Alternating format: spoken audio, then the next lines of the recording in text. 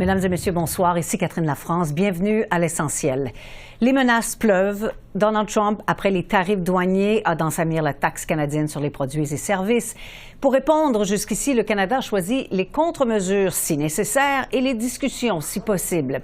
Est-ce qu'il faut changer de stratégie? La question se pose. Et l'autre question qui se pose maintenant, c'est à quel moment auront lieu les élections fédérales, alors que l'écart se rétrécit entre libéraux et conservateurs, selon un récent sondage.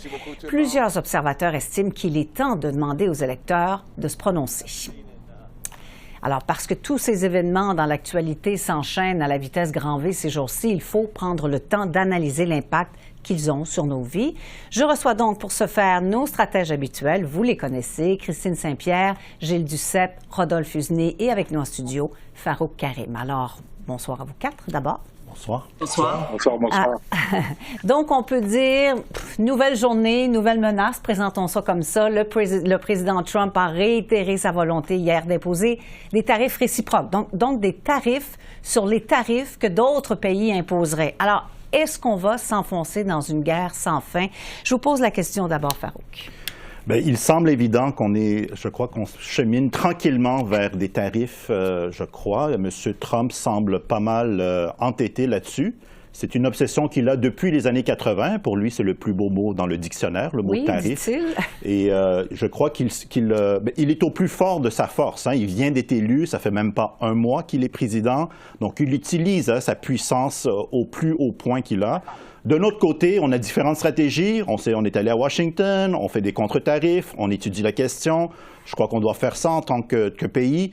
Le faire à tête froide, ne pas réagir nécessairement du tac au tac, c'est ce que M. Trump veut, mais éventuellement aussi penser qu'on est dans ce scénario-là et commencer à penser à nos intérêts stratégiques. Rodolphe, est-ce qu'on va échapper à ces tarifs? Non, je ne crois pas et je crois que la situation va être difficile avant de s'améliorer. Je pense qu'on doit tous se préparer pour des turbulences économiques qui vont, je pense, quand même durer quelques temps parce que j'ai comme l'impression qu'avec M. Trump, avant de nous donner quelque chose, il va nous imposer quelque chose et que comme c'est une tactique de négociation, je pense qu'on va subir en tout cas des effets négatifs. Donc, préparons-nous du point de vue économique, mais surtout aussi du point de vue psychologique, de ne pas répondre comme ça à chaque attaque et de voir qu'est-ce qui va se passer, en tout cas, dans les semaines et les mois à venir. Oui, c'est intéressant. On n'aborde pas toujours ça, mais effectivement, il y a l'aspect psychologique de la chose. Gilles, j'y vais dans l'ordre dans lequel vous apparaissez. Là, Gilles, est-ce que ça risque de durer un certain temps, l'imposition de ces tarifs? Avec Trump, on ne sait jamais. Quand il dit que les tarifs, c'est un des plus beaux mots du dictionnaire, je ne suis pas sûr qu'il y ait le dictionnaire au complet. Dans son cas, là, c'est pathétique de voir un président américain, j'ai jamais vu ça de l'histoire, récente tout au moins, et même on garde bien avant cela, aussi incohérent que ce monsieur. Quand j'ai vu la conférence de Musk à la Maison-Blanche, la casquette sur la tête, une des meilleures réponses que j'ai vues à ce jour, c'est la pétition qui circule au Danemark pour acheter en Californie. C'est ridicule, hein? C'est aussi ridicule, sauf une pétition de gens qui se moquent, alors que l'autre est sérieux. Oui. Tant qu'il est vrai qu'il puisse être sérieux. Oui, réagir par l'humour, des fois, c'est aussi une bonne façon de faire. Christine, est-ce qu'on va devoir faire avec ces tarifs? Est-ce que c'est inévitable? On a quand même la certitude que ce ne sera pas maintenant puisqu'il a donné un mois jusqu'au 1er avril là, pour avoir le dossier complet devant lui, mais c'est clair que c'est ce qu'il cherche. Il cherche à revoir l'ordre mondial sur cette question des tarifs, les tarifs réciproques, il les promet pour tout le monde et il dit que c'est inéquitable pour son pays. Mais il aime semer la peur, il aime le chaos, il aime désorienter les gens. Alors effectivement, je pense qu'il faut rester un peu la tête froide. Le problème que nous avons ici au Canada, on le dit depuis plusieurs semaines, depuis plusieurs rencontres, c'est qu'il n'y a pas de leader qui a un mandat. On a un gouvernement qui est en fin de vie. On a un premier ministre qui a décidé de quitter. On est en course au leadership au Parti libéral. Un gouvernement qui est organisé, un gouvernement qui ne siège pas. Alors pour Donald Trump, pour ce qui est de ses répliques vis-à-vis du Canada, c'est de dire au Canada, bien, écoutez, organisez-vous de votre côté, puis on verra après. Mais ce qu'il faut faire ici, c'est garder la tête froide et avoir un plan et surtout avoir quelqu'un qui va être à la tête du pays avec un mandat fort, quel que soit le gouvernement, là, on va en parler peut-être tantôt, mais qu'il y ait un mandat fort, un mandat majoritaire et qu'on sache où on s'en va avec un plan ici aussi. Oui, on va en parler effectivement, Christine, d'autant plus qu'il y a des sondages qui sont sortis cette semaine. Là, les chiffres sont quand même intéressants. Donc oui, semer le chaos, peut-être que M. Trump aime ça, mais les marchés boursiers aiment un petit peu moins ça par contre. La question qu'on peut se poser, c'est est-ce qu'on ne fait pas parfois un peu de l'aplaventrisme? On va discuter à Washington, on va discuter à Mar-a-Lago, on nomme un responsable de surveillance, de la surveillance de la frontière, etc., etc. Rodolphe, est-ce qu'il ne faut pas être un peu plus ferme dans notre réponse? Ben, écoutez, je pense qu'il y a certaines actions, c'était dans l'intérêt du Canada aussi. Ça veut dire, ça fait longtemps qu'on dit qu'à la frontière, il n'y avait pas eu des mesures, que ça a été donné par M. Trump.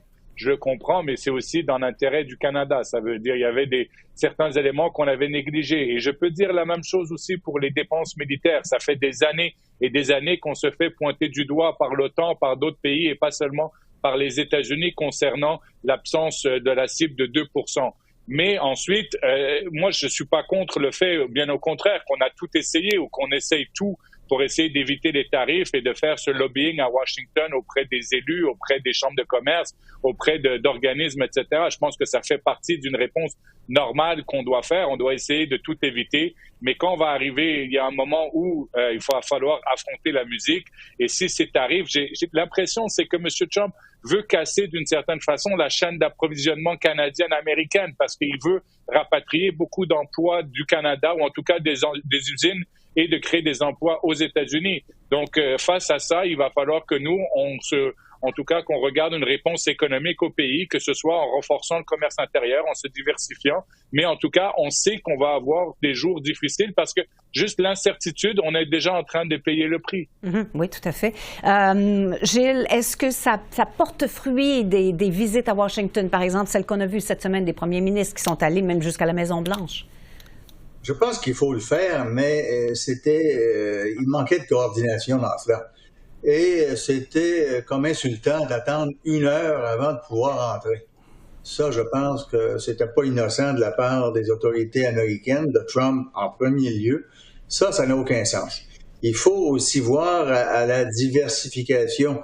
Je pense que l'industrie du bois, à titre d'exemple, a eu une excellente idée de dire, on va avoir du bois en surplus. Pourquoi ne pas construire de plus en plus de maisons en bois, comme ça existe dans d'autres pays? Et les Américains se rendront compte que tantôt, ils vont en manquer de bois, comme d'aluminium. Alors, ça va toucher les Américains inévitablement, pas seulement les marchés boursiers, mais ça risque de faire augmenter l'inflation aux États-Unis, de créer un manque de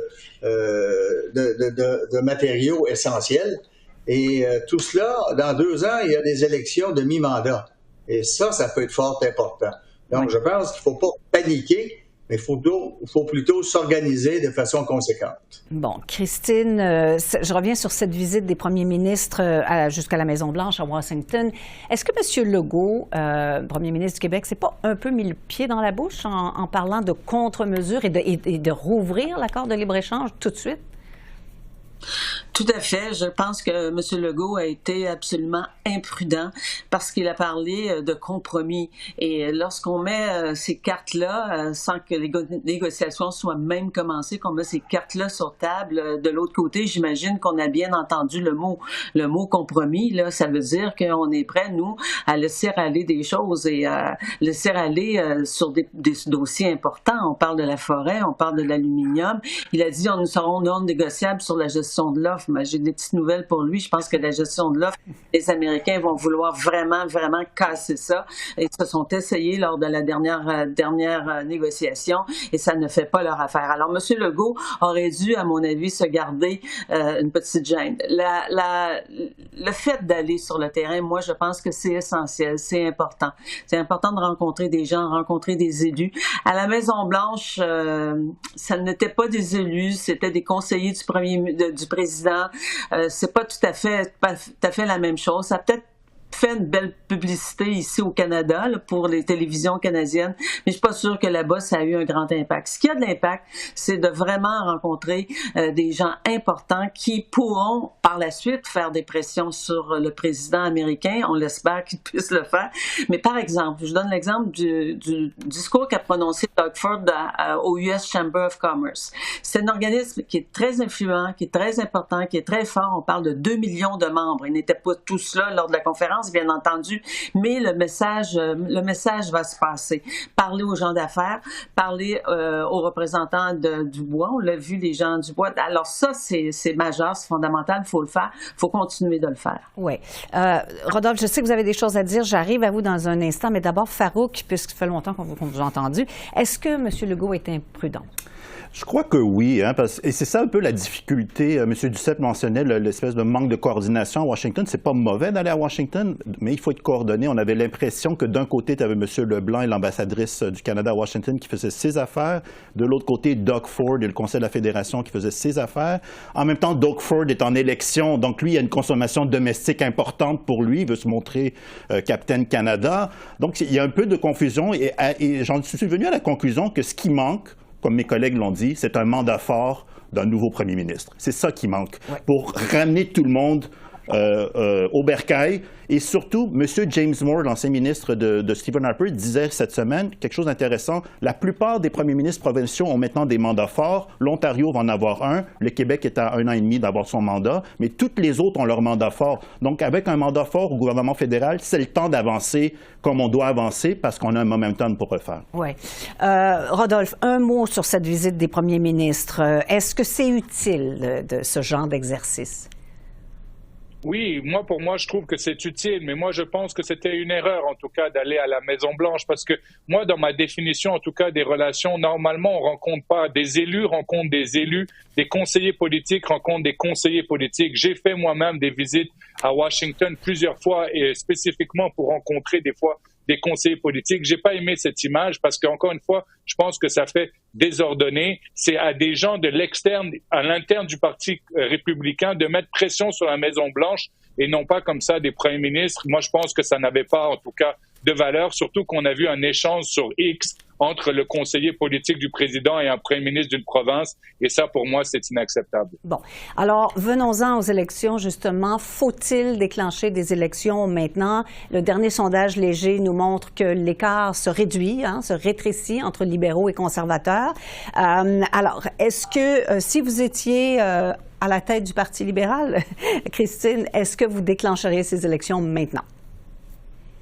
Je pense qu'il faut le faire rapidement parce que la nature a horreur du vide et nous sommes dans un vide à Ottawa. Il faut déclencher les élections le plus rapidement possible. Maintenant, est-ce que si M. Carney prend la tête du Parti libéral du Canada, est-ce qu'il sera en mesure, parce que la question la question sera qui sera le mieux placé pour défendre les Canadiens, est-ce qu'il sera en mesure de mener une campagne qui sera efficace? Parce que c'est bien beau atteindre le leadership du parti, mais une campagne électorale, c'est très difficile, c'est très dur, c'est cruel et il n'a pas cette expérience-là. Monsieur Poilievre, lui, a peut-être pas l'expérience sur le plan des affaires et sur le plan de l'économie de Monsieur Carney, mais il a une vaste expérience de politicien.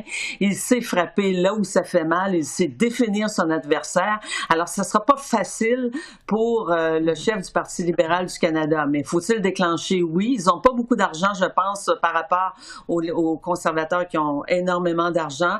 Est-ce que les troupes sont prêtes? Ça, je me le demande. Est-ce que la logistique est prête? Est-ce que les autobus sont prêts? L'avion?